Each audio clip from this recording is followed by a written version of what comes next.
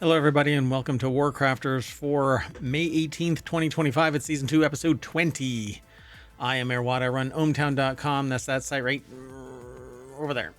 And along with the sentient AI, who's not here today, we normally go over 5 articles, but mayoral duties have kept me from doing the show on time. So apologies for that. I am campaigning. Although, I don't know.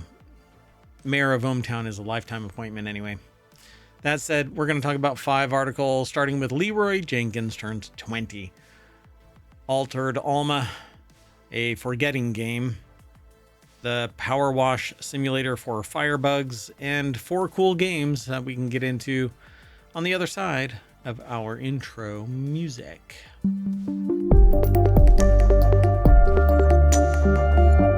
All right, so for probably the few times that I'll do this, maybe I'll do this more often, but I'm gonna kind of go through these really quick, quicker than normal. These are time machine episodes, and I'm doing 7 episodes. I've done 5 today, so I got 2 more after this one, actually. So let's get into this. I love talking about games. I love doing this more late at night than I am right now. It's not early, but I would really like to do Late Night Geeks. That's a fun show talking about technology and gaming and science and whatever, really, but late at night, like between 11 and 3. I think I would like to do that, but we'll see. Summer of Stream is right around the corner for Mayor Watt, where I'll be able to spend, upwards of 8+ hours streaming a day. We'll see if I can actually make that manifest, but let's get into it. This is the front page of ohmtown. You can actually go back in time to 2020. There's a few articles left, but we're removing them slowly as we march forward. I've been using ohmtown for 10 years to manage my information overload. Hopefully you'll find some benefit too. The search is pretty cool nowadays. All you have to do is type in the search box. You don't even need to hit enter, and it'll refresh as you type. When you hit refresh, or when you hit enter, though, it's going to parse nearly 10 years of information that's been aggregated. So it takes time, but that's about it at this point. Anyway, let's get into this. The WarCrafters is one of our 6 weekly shows, and we've got a 7th show that's daily. On Saturday and Sunday, 3 shows become the composite for each of those days. So on Saturday is Reality Hacker Wanted and the Continuity Report, and on Sunday is WarCrafters, TechnologyToday, and FourWheelTech. Anyway, that's what WarCrafters is all about, and that's how ohmtown works, and that's how Non Sequitur News works, and everything. So the very first article is about Happy 20-year anniversary, Leeroy Jenkins. 20 years ago, the name Leeroy Jenkins rang through the halls of Upper Blackrock Spire, and now it echoes through eternity. On May 11th, 2005, the famous Leeroy video was posted to Warcraft Movies, a website dedicated to World of Warcraft Machina. Or Machinima. Machinima? Machinima. It's Machinima. Anyway, because it's machinations, but it's Machinima. I don't know how people want to pronounce it. Anyway, get off my lawn, boomer.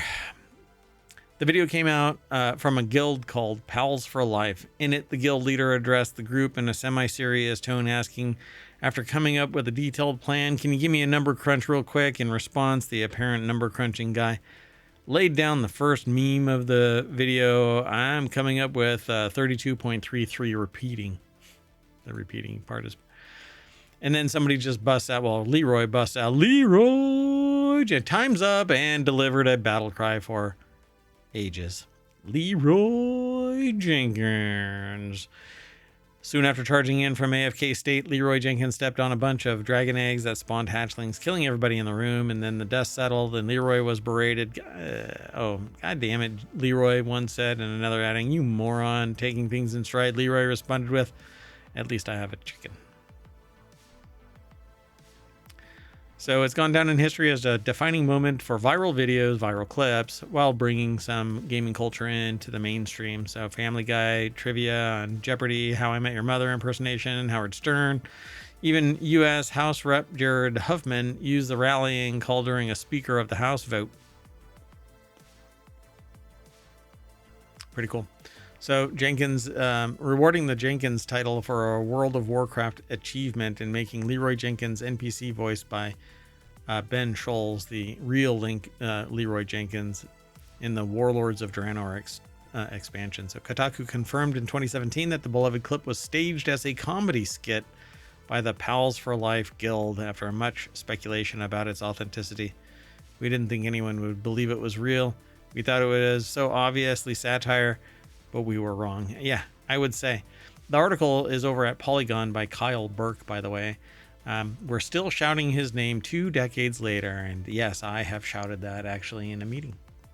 All right. Well, anyway, let's move on. The next article is over in Aerith, which is a storybook universe set in a far-flung into the future, post-apocalyptic, natural apocalypse, Earth, now named Aerith. But anyway, it's got a bunch of stuff, and I've been sitting on this IP for, I don't know, decades. I was in high school when I came up with the idea for it. Anyway, Altered Alma, the cyberpunk Metroidvania you're looking for. They had me at Cyberpunk Metroidvania when their eye was on Altered Alma for a while now, and after missing their chance to play it at PAX East 2024, weren't going to let that happen again. Yes, they know that there's a demo on Steam, but that's not the point. So, Altered Alma. It's an article over at rpgfan.com. Mike Salvato put the article together. Altered Alma is set in a fictional Neo-Barcelona, even featuring some sci-fi takes on landmarks from the real Barcelona, like the Sagrada Familia and the Arc de Triomphe, placing you in control of Jack, a former enforcer on the run, with the story of Anthony Johnston, Resident Evil, Village, Dead Space, and Emma Beebe, Tales of Iron. It might be no surprise that the narrative is an important aspect of the game, from Jack's backstory to the world itself. What did surprise them, the author here, in a game like this, is that there is a relationship system for Jack and the crewmates of the ship Esperanza. Even in their demo, they had a significant amount of dialogue choices when talking with one of the characters, which shaped how they replied and their feelings toward, aka Jack, me.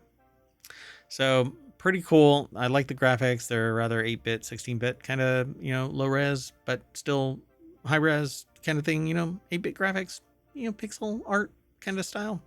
I love that kind of stuff. I actually had a product that I made that no longer exists, but yeah, well, I'm bringing it back actually. So they were already pleased with the effects and feel of the standard melee attack, but when Jack picks up the Quantum Blade, their little robotic buddy makes a show of it, and it was quickly apparent why. This flying boomerang-like dagger lets you attack from a distance, but the dagger's movement abilities are no doubt the standout function. The Quantum Blade can travel through some barriers, and by chucking it into a surface, wall, ceiling, floor, Jack teleports to that location. Suddenly, they view the world differently, as narrow openings and seemingly impassable areas become opportunities, and don't think Altered Alma wastes any time presenting you with corridors lined with spikes or bottomless pits to train you in sequentially teleporting you through danger. So this looks like a lot of fun, but it is a Metroidvania, I guess. I guess. So these side-scrolling games referred to Metroidvanias are always interesting, but the art on the cover of this is not Metroidvania at all. It's more JRPG style, but the inside artwork is Metroidvania, scrolling, that kind of thing. Looks like fun. Go and check it out. The next article is over at it was aggregated into WarCrafters, but it actually is from Kotaku. Hideo Kojima has an idea for a quote-unquote forgetting game, but everyone over the age of 30 is already living it. Tell me this sounds familiar, the author starts out. You dive into a big modern blockbuster on day one. Maybe it's an open world RPG like Assassin's Creed Shadows, or a loot heavy action adventure with lots of items and numbers to keep track of like Monster Hunter Wilds, and you're having a great time, but life gets in the way. Ethan Gatch over at Kotaku put the article together. I hope that's how they pronounce her last name. Weeks go by months. When you finally have some free time again, you download all of the updates you missed, boot up the game once more, and you realize you have no idea what you're doing or why. You've forgotten all of the controls, so why are you so far away from the objective marker? How the hell do you even kill things in this game? Eventually you give up and just scroll TikTok for an hour. Doom scroll. I actually just loaded up Enshrouded again. Huge update. Anyway, didn't get a chance to play it because I started streaming again. Anyway, I have no idea how, no data to back this up, but it certainly feels like this experience is becoming more and more prevalent, says the author, again, Ethan Gatch over at Kotaku.com. On the latest episode of his podcast via IGN, the game director mentions a forgetting game where players would have to play through quickly to avoid losing ground. The main character would forget information and abilities, and the longer you stay away from the game, and they might not know their role in the story or even how to fire a gun. Abandon the game for long enough, and the character wouldn't be able to move at all. Players would just have to take a week off from work or school to play it. As many have pointed out, this is just real life for lots of us now. Most modern games now essentially have a forgetting mode on by default, though some would attempt to remedy this by providing optional recaps on what players were recently doing or ongoing tutorials they can easily return to if they forget how to play it. So it seems like it might be a fun game, whatever it might be. I don't know of games that you basically forget. I love MMORPGs. I love RPGs in general, but like limited MMOs, like I like the ability to play Enshrouded with a small group of people, not a whole bunch. Dune is going to be interesting. I actually bought that recently, and now I'm waiting for it to start. It seems like it's going to be solo enough, but with enough interaction with people to make it somewhat livable. I don't know. We're going to find out. I hope I can have a private server and invite hometown residents to play whenever they want. But let's move on. The next article is over in Mobile. That's where it's aggregated from, but it's a Vice.com article. Rescue Ops Wildfire is an upcoming firefighting simulator with dynamic fire tech that looks genuinely terrifying. And to me, this is the Powerwash Simulator for firebugs. Only you can prevent forest fires is the saying. They know that it may be silly to quote Smokey the Bear of all people here, but it's the first thing that they thought of when they saw the reveal trailer for Rescue Ops Wildfire, an upcoming solo/multiplayer focused. Okay. I don't know how you can be solo/multiplayer focused. Usually you have one focus. Yeah, right? Usually y'all have one focus. Focus! While the simulator may still be ways out from release, they're already intrigued. I put it on my wish list or my watch list. The article is over at Vice.com by Sean Sachaki.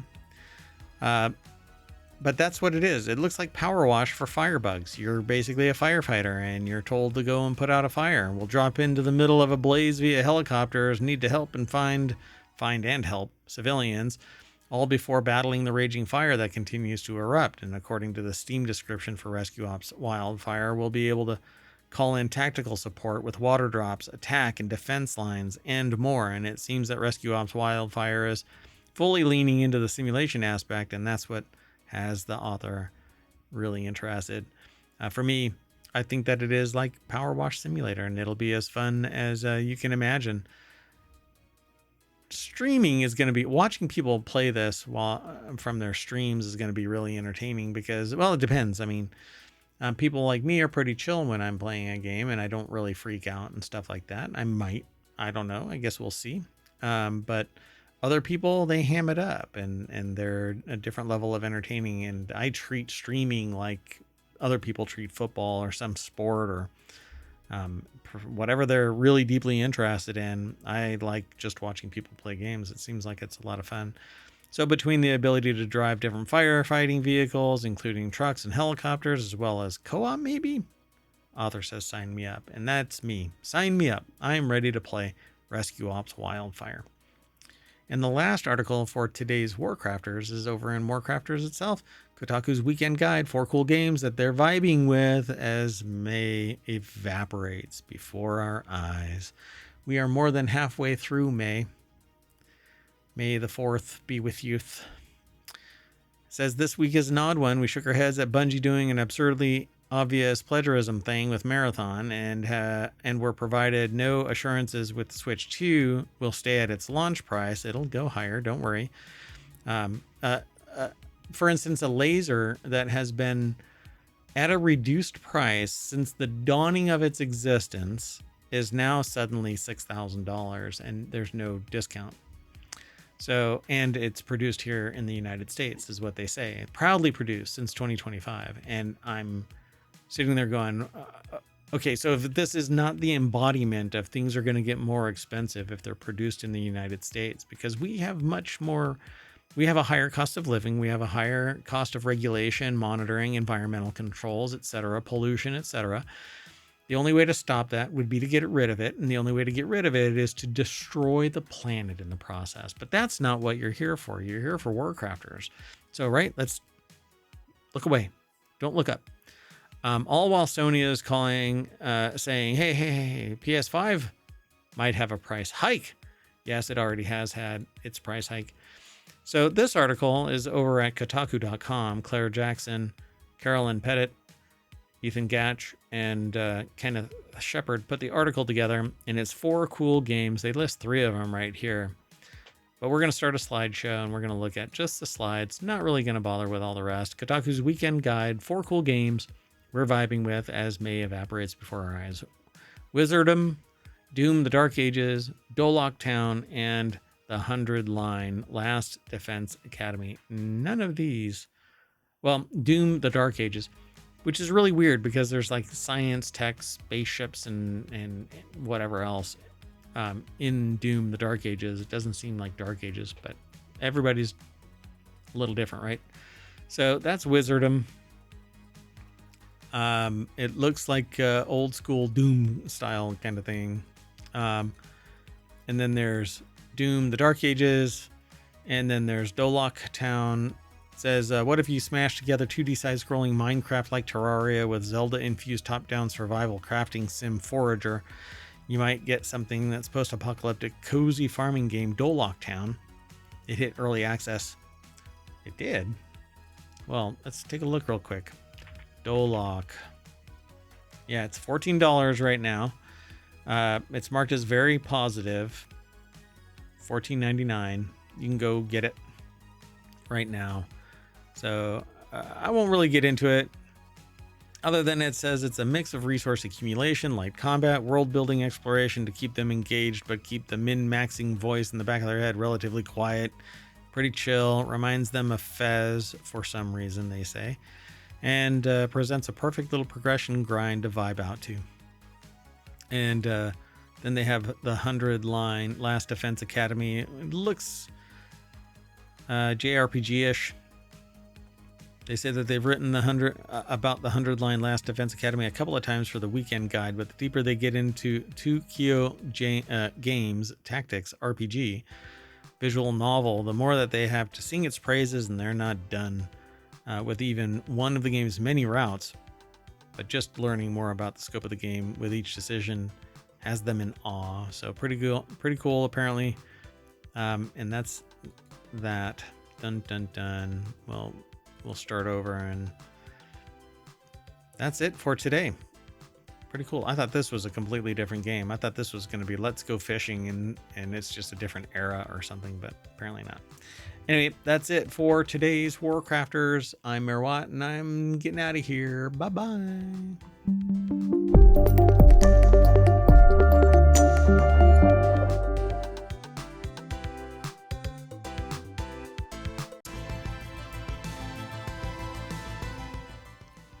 Hello, everybody, and welcome to Technology Today for May 18th, 2025. It's Season 2, Episode 20. I am Merwat. The Sentient AI isn't available today for the show, and it's time machine. Well, it was going to be quick, but it's a time machine episode. Today, we're going to be talking about 5 articles: Quake proofing transformers, virtual time freezing, tiny chip eye brain memory, new DNA structures, and wipe out ear infections. That's right. Everything's powered by ohmtown.com. This is the front page of ohmtown.com. What we're really here is to see technology today, and we are going to see 5 articles on the other side of our intro.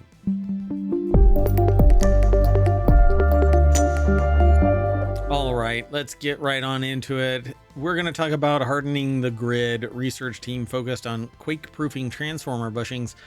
Keeping the nation's lights on is no small job. The grid we take for granted involves large, expensive equipment, most notably power transformers, and if one goes down, it can take more than a year to replace it and at massive costs. In heavily populated, seismically active areas like California or the Pacific Northwest, time is not a luxury. If it happens anywhere, it's not a luxury. By the way, things are going to get more expensive because these things have been made overseas before, but now they're not coming across because tariffs are so expensive. But not everybody is getting tariffed the same way. So we'll see what happens. But for instance, I was just talking about the fact that laser cutter, laser engraver that I have has now doubled in price from where it was perpetually on sale since its inception. Pretty amazing. So now it's really, really expensive. But anyway, that's not what we're here to talk about. We're here to talk about Paul Menser from the Idaho National Laboratory, who put together this article. It's published over at techexplore.com. During an earthquake, the place where a large high voltage power transformer is most vulnerable is its bushings, hollow electrical insulators that safely guide current between a transformer's internal windings and the external power lines. They're most often made of porcelain due to its ability to isolate the conducting material, usually copper or aluminum, and keep high voltage current from leaking or sparking and causing explosions.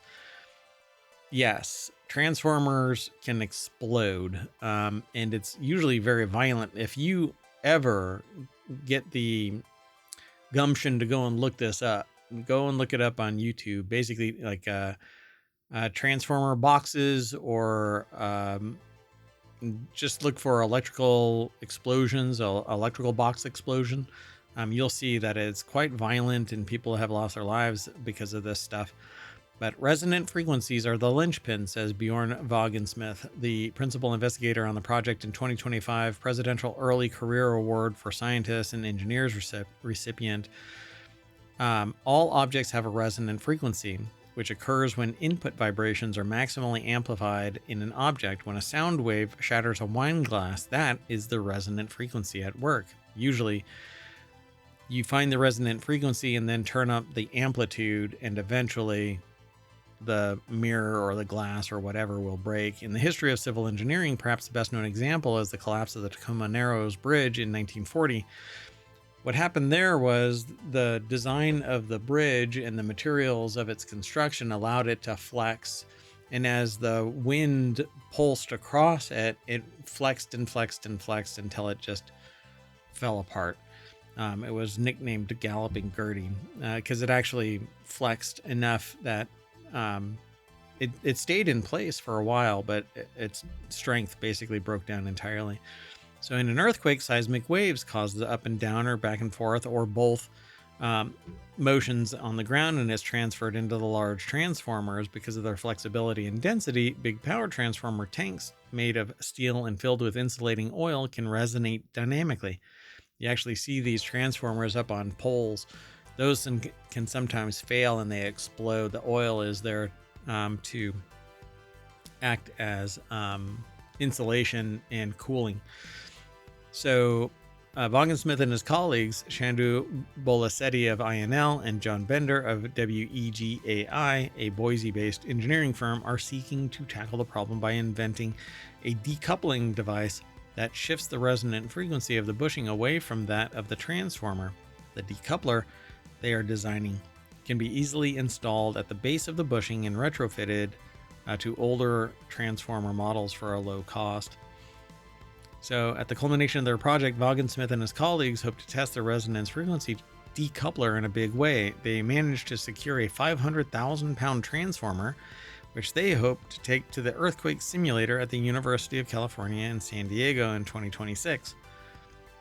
and they want to test what this thing looks like. I don't have a picture of this thing other than this drawing, but basically they want to decouple the transformer from its resonant, the impact of resonant frequencies on it. But the resonance comes from this entire apparatus, a 500,000 pound object. Well, good luck. Good luck to y'all. Okay, let's keep going. The next article is over in the Mobile channel. Virtual time freezing techniques let scientists see inside spinning engines and tools. I'm not sure why this is. Anyway, this is by a company or an organization called Optica. They published it over at phys.org. And capturing clear images of fast-moving objects is challenging because they tend to blur or look grainy, said research team member Zibeng Zhang from Jinan University in China. Although high-speed cameras can help, they're expensive and can't be used for long periods. Our method overcomes this challenge by virtually freezing time by exploiting the repetitiveness of the object's motion. So it's kind of like flickering, like a strobe, and catching it and then stacking them together. But let's see if that's how it's actually doing it. In the journal Optics Letters, the researchers describe their new imaging system, which is based on a single pixel detector. They show that it can capture images of an object spinning at around 14,700 miles or RPM, rounds per minute. They have a video here, but I won't play the video. So the system can detect wear or cracks that can develop in high-speed metal cutting and grinding tools over time without stopping the machine, improving safety and extending the equipment's lifespan. In the future, the technology can be integrated into smart manufacturing systems via aircraft maintenance platforms, or even home appliances. They say home appliances like cars. One second. All right, sorry about that. Blenders, fans, air conditioners, hard drives, making these devices smarter and safer. Yeah, I think imaging fast spinning objects is not an easy task for conventional imaging techniques because rotation leads to severe motion blur. So let's see how they do it. The imaging approach projects pattern light onto a scene and captures the resulting intensity variations with a single pixel detector, allowing a computer to reconstruct a detailed image without needing a traditional camera sensor. Single pixel detectors are photodiodes with only one pixel available. Compared to a traditional camera sensors, single pixel detectors have higher sensitivity, a wider dynamic range, and faster response, making them suitable for imaging fast spinning objects. But they must only have a I'm so sorry. Sorry about that. So yeah, the imaging system captures clear images of rotating objects by aligning with the repetitive motion. This is much like painting a sunrise over several days, where each time the sun rises, the artist paints a small part of the scene. Even though the sun moves continuously, it's possible to capture the whole picture by setting an alarm to sync with the sun's daily return. It's like multiple exposures, and then they stack them. I think that's what they're doing. It's just that they're taking a picture and letting it rotate, take a picture, letting it rotate, take a picture. But because they can do it really fast, 22,000 hertz, to illuminate the rotating object with a series of patterns, the single pixel detector acquires a measurement for each pattern projection, and then basically it just stacks it together. It looks like, yeah. So to demonstrate the system, the researchers showed that it could reconstruct real-time, high-quality still images of a model jet engine, 11 centimeters in diameter, rotating at about 2,170 RPM, and a cooling fan rotating at approximately 14,700 rounds per minute. It's pretty cool. Yeah, it doesn't require any prior knowledge of the object. Can also be used to image objects with unstable rotation speed, because it's looking for something to kind of lock it down, not necessarily knowing the speed, because it captures the whole scene on one pixel. All right. Let's keep going.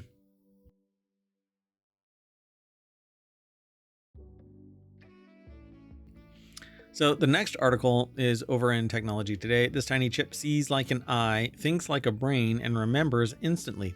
Scientists have built a device that sees and thinks like the brain, opening doors to lightning-fast robotics and safer autonomous vehicles. Engineers at RMIT University have created a tiny brain-like device that can detect hand movements, store visual memories, and process information, all without relying on an external computer. Neuromorphic device is what it's being referred to as. RMIT University put the article together. It's over at scitechdaily.com. Unlike traditional digital systems that consume large amounts of energy, neuromorphic vision technology uses analog style processing similar to how our brains function. This approach has made it easy to handle complex visual tasks with far greater energy efficiency. Where do they publish this? They say that it's a proof of concept device that mimics the eye's ability to capture light and brain's ability to process that visual information, enabling it to sense a change in the environment instantly and make memories without need for use of huge amounts of data and energy. The research was published in Advanced Materials Technologies, and they say that current digital systems, by contrast, are very power hungry and unable to keep up as data volume and complexity increases, which limits their ability to make true real-time decisions. Yeah, they're pretty much lagged. They might be able to analyze everything, but by the time they've received the data, analyzed it, and processed it to the point where they can make a confirmation of something, and then either did the action, it's pretty lagged. So the team's innovative idea could one day improve response times of automated vehicles and advanced robotic systems to visual information, which could be crucial, particularly in dangerous and unpredictable environments. All right, let's keep going. The next article is Beyond the Double Helix, Strange New DNA Structures Discovered in Ape Genomes. Researchers utilized recently published telomere-to-telomere genomes of humans, chimpanzees, bonobos, gorillas, and 2 orangutans to predict where DNA sequence might form alternative structures beyond the traditional double helix. Certain DNA sequences can adopt structures that differ from the familiar double helix. The article is by Penn State, published over at scitechdaily.com, and they say here, now a research team led by biologists at Penn State have made significant progress by systematically predicting the locations of non-B DNA structures across the genomes of great apes. This marks a first crucial step toward understanding the roles these structures play in biological function and evolution. These alternative conformations, known as non-B DNA, has already been associated with genetic disease and cancer, and the breakthrough has been made possible by recently completed telomere-to-telomere, or T2T, genome assemblies, which provide complete gap-free sequences for humans and other great apes. We are a great ape. I'm going to move on. The next article is, and our final one for today's Technology Today, is over at Technology Today. One and done cure, new gel wipes out ear infections in 24 hours. Scientists may have just found a game changer for kids plagued by ear infections. A single squirt of a special gel cured the infection of animals within just 24 hours. No pills, no repeated doses, and the gel slips through the eardrum to deliver medicine right where it's needed, and it worked perfectly in every case during the tests. American Chemical Society put the article together. It's over at scitechdaily.com.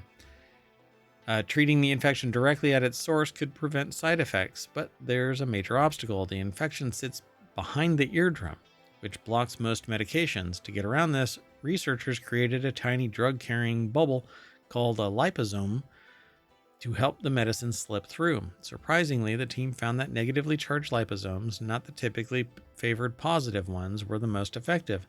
They discovered that immune cells reacting to the infection helped pull in these negatively charged liposomes, allowing the antibiotic to reach the infection site more efficiently. And there you go. They found that in all the ear-infected chinchillas receiving gel containing ciprofloxacin, encapsulated and negatively charged liposomes were infection-free within 24 hours. And furthermore, the animals showed no eardrum inflammation or recurrence of infection during the 7 days of treatment. In comparison, after 7 days, only a portion of the animals receiving gel formulations with either free antibiotic, 25%, or antibiotic encapsulated in positively charged liposomes, 50%, were cleared of infection, and the eardrum inflammation was similar to that of untreated animals. So there you go. What a deal. But that's it, folks. We are done with Technology Today for May 18th. So I hope you stick around. We always have articles and news. Monday through Friday is Non Sequitur News. It's an hour-long show, sometimes longer, sometimes a little bit shorter, but usually an hour. And then on Saturday, there is Reality Hacker, Wanted, and the Continuity Report. And then on Sunday is Reality Hacker, not Reality Hacker. What am I talking about? On Sunday is WarCrafters, Technology Today, this show. And after this show is FourWheelTech. So we'll see you soon. Before I do that, I'll bring you back to Technology Today. Just as a reminder, that's where we are. See you all soon. Bye-bye.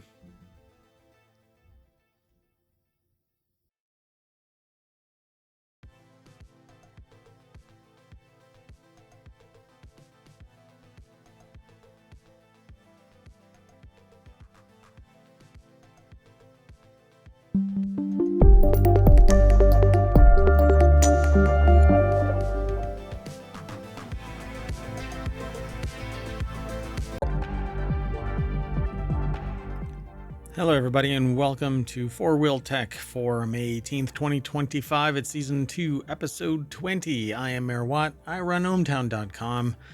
This is one of 6 weekly shows, and we have a 7th Non Sequitur News that we think you appreciate too, so go and check it all out. You can search for it online.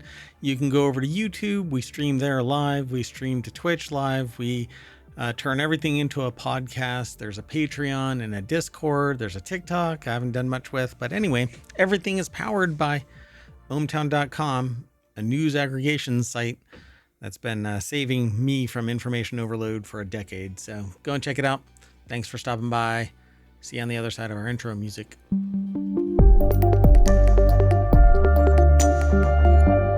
All right, let's get into it. Today we're going to be talking about we should be better at roundabouts. Diesel trucks have 2 batteries, fast Fiat, king crab rear steering Hummer EV, and the Apple CarPlay.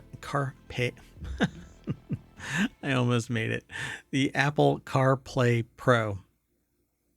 That one hurts. Normally I flip this around, but I did a preamble, and this is the postamble. I don't know what they call it. Anyways, after the intro and blah, blah, blah.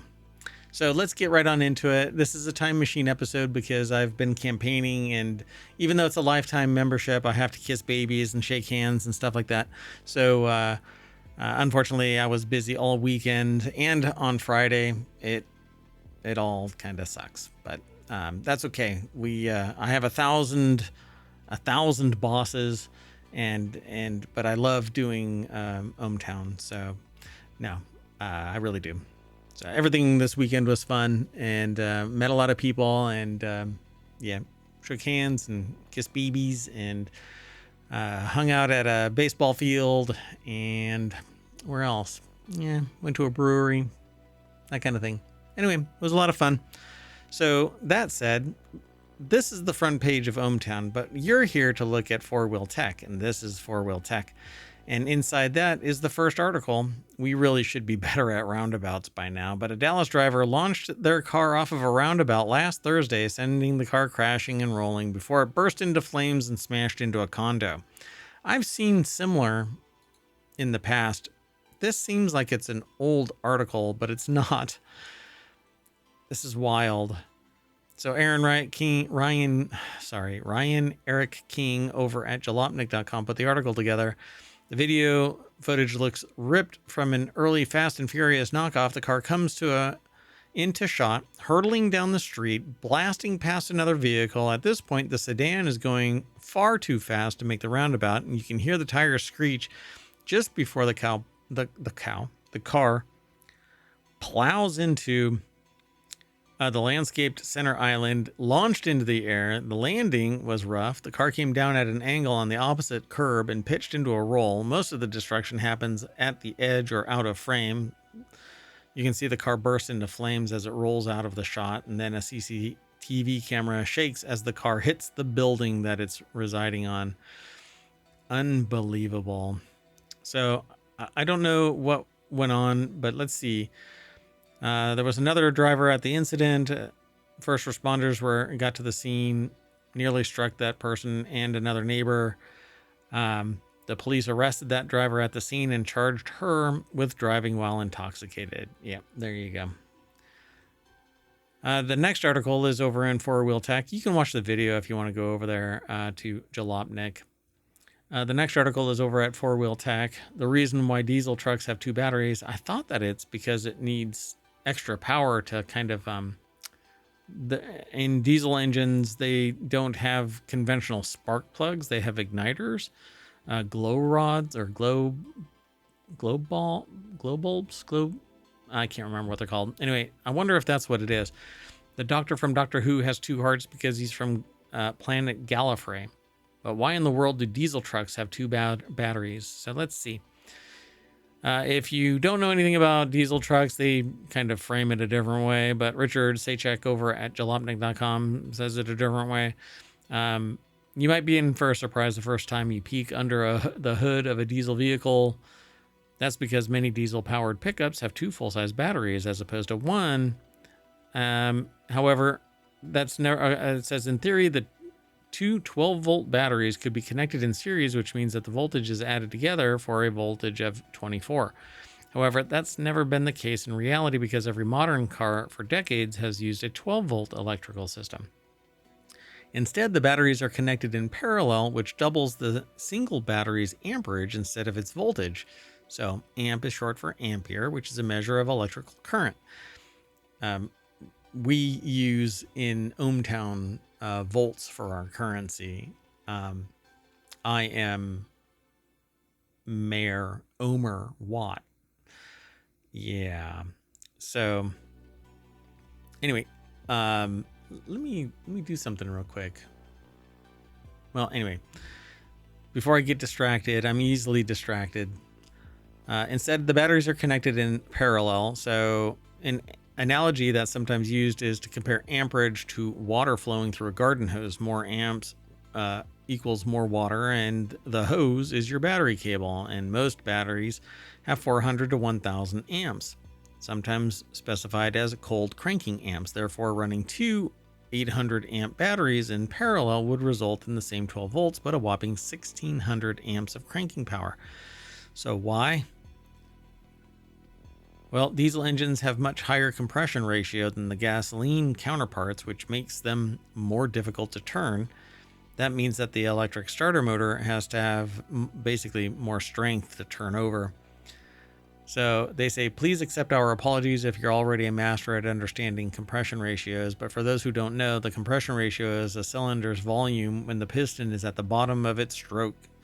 So as a piston goes up, it compresses the air-fuel mixture, and then it ignites, causing the spark to drive the cylinder back down, and that causes the crankshaft to turn because there's it gets more complicated in there. But anyway, there's little lobes on a big rod that goes through the engine that holds on to the cylinders, and the rods push down on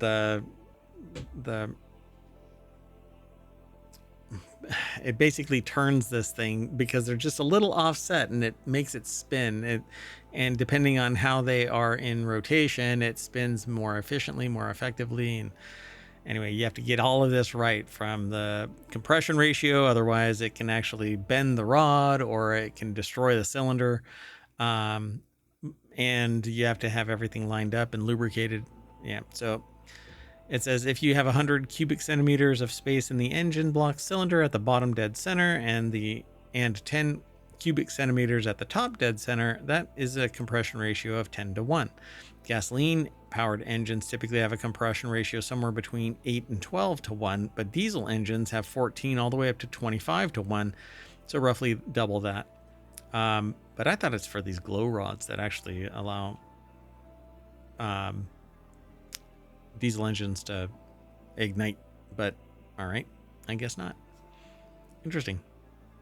Anyway, obviously it takes more energy supplied to the engine's electric starter motor to compress something to a 20th of its original size when then compressing it to a 10th of its size. So naturally, in cold weather, diesel engines require the use of an electric glow plug to preheat the cylinders before starting as attempted. And that's where I thought that the double battery comes into. So you get everything together and you need a vastly bigger battery or more batteries that can increase the amperage so that it doesn't just kind of tick, tick, tick. And instead it cranks and fires off and then it gets going all on its own. And then the battery gets recharged by the alternator. All right. So the next article is over in FourWheelTech as well. Against all odds, this Fiat is ridiculously fast. So this is a tiny little Fiat that has some aerodynamics put on it to keep it glued to the, it looks like a go-kart, but Brad Brunell over at jalopnik.com put this article together. This is a pretty awesome little, the Fiat 500 Abarth, and it's 1.4 liter turbocharged engine. Racer Cesar Bassanini gave this diminutive machine an injection of gamma radiation and turned it into the Incredible Hulk because it's green, except for the front clip, which is black. But then it has all kinds of air cooling and aerodynamics on it, ground effect stuff to keep it on the ground. Otherwise, it would probably lose control. Basically, somewhere close to 500 horsepower, from 140 to 500. Hang on, you're going for a wild ride. So this is a tiny little thing. The car just barely missed out on a podium place in the racing series class to a Lamborghini Huracan ST2 and a pair of Japanese rally style monsters in the form of a, it says built, Mitsubishi Evo X and a Subaru WRX STI, with the Fiat taking the fastest front wheel drive honors.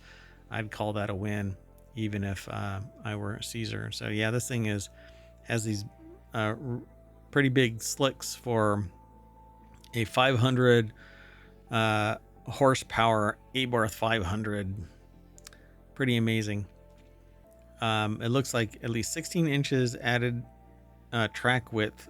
Let's see. In stock trim, the Fiat 500 is nearly as tall as it is wide, making for some interesting handling and difficult suspension setup thanks to what looks like at least 16 inches of added track width. That doesn't seem to be a problem for this car anymore, so they extended the wheelbase because the front and back tires are out, pushed further to the corners, and there's some pretty big, aerodynamics. This thing looks like a speed demon. It looks like it wants to go faster. I think Caesar should make it so. Let's keep going. The next article is over in Non-Sequitur News. The Hummer EV can navigate tight spaces with the new King Crab rear steering. We weren't that impressed with the Hummer EV when it first came out. Too big, too expensive, crazy inefficient, but we did appreciate the novelty of the crab walk feature that let the massive truck rotate all four tires to drive diagonally at low speeds. Our reviewer Emma Hall called it the weirdest sensation and a good party trick. Now, for the update in 2026, the Hummer EV is getting even more crab-like, now with a king crab that it allows it even more maneuverability than it ever did.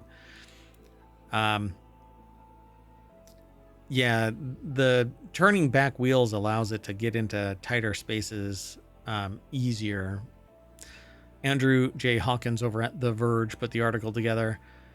I won't be able to do it justice, but basically, the automaker is also releasing a new limited edition carbon fiber version of the truck and SUV with improved performance with a new 24 module battery. The carbon fiber edition will accelerate from 0 to 60 in just 2.8 seconds. This is an EV, by the way, a Hummer EV. The 2026 Hummer is now getting bidirectional charging capabilities, meaning that it can send power out from its battery to another EV or to your home. And it comes with an enhanced Super Cruise, allowing drivers to automatically change lanes when the vehicle's built-in map is being used. there isn't much more to this article, but you can go and check out the pictures of it. Looks pretty cool. Still don't want one. The next article is over at FourWheelTech. Aston Martin gives the people what they want. Apple CarPlay on steroids, or Apple CarPlay Ultra, not Pro. I am a goober. I forgot the name of it. Aston Martin is the first automaker to get Apple CarPlay Ultra, which will take over all of the car's screens and adjust vehicle functions like climate control. So finally, they're getting to where I have been wanting them to be, which is basically just allow me to plug in my Apple device and it becomes the touch screen, blah, blah, blah controller of all things. Leave your computer doing nothing but providing me information. So as of today, Aston Martin is officially the first automaker in the world to get Apple CarPlay Ultra in its cars. And they say in this article, so Colin Woodard over at Jalopnik, they always have like this kind of my style of snarky comment. Does this name bring to mind MK Ultra? Of course, but maybe that's just a Jalopnik writer's brains being broken thing. And I agree, it is not just a Jalopnik writer's brains being broken thing. It's Merwatt's brain broken thing. Yeah, because I thought the same thing. So regardless of what you think of the CarPlay Ultra name, it's a big deal simply because Apple CarPlay is a big deal, especially in the US where the iPhone dominates phone sales. Almost as soon as it was introduced, CarPlay became one of the most sought after new car features for normal buyers, and you'd expect a bigger company such as Honda to be the first to get the next generation system. Instead, the distinction went to little old Aston Martin. So it's a good looking car that they put this thing in, but let's see here. Odds are CarPlay won't revolutionize the industry in the same way the original CarPlay did, but at the same time, it does give wealthy buyers who just want their in-car tech to work a big reason to buy a DB12 over, say, Ferrari Roma. Yeah, I don't think that I'll have that problem. Thank you very much. But basically, it takes over everything, and so you can actually control things from your CarPlay device. It says that while it's only available in Aston Martins for now, Apple's version of the press release also specifically says that Hyundai, Kia, Genesis are waiting in the wings, basically summer. As previously mentioned, CarPlay Ultra's in-car integration probably isn't much of a game changer, but I think that it is because then you can control everything from your device.